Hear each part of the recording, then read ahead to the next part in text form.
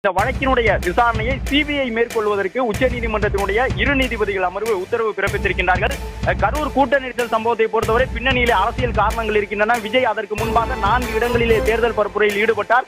ஆனால் அங்கேயெல்லாம் இது போன்ற சம்பவங்கள் ஏற்படவில்லை. கரூரில் மட்டும் இந்த சம்பவம் ஏற்பட்டதற்கு பின்னணியில் இருக்கக்கூடிய காரணத்தை கண்டறிய வேண்டும் என்று குறிப்பிட்டுதான் அவர்கள் அந்த மனுவை தாக்கல் செய்திருந்தார்கள். நிலையில் தான் ஓய்வு பெற்ற நீதிபதி ரஸ்தோகி குழுவிலே IPS அதிகாரிகள் 2 பேர் இருப்பார்கள் என்பது உள்ளிட்ட பல்வேறு முக்கிய அந்த தீர்ப்பினுடைய அம்சங்களை தற்பொழுது நீதிபதிகள் படிக்க தொடங்கி இருக்கின்றார்கள்.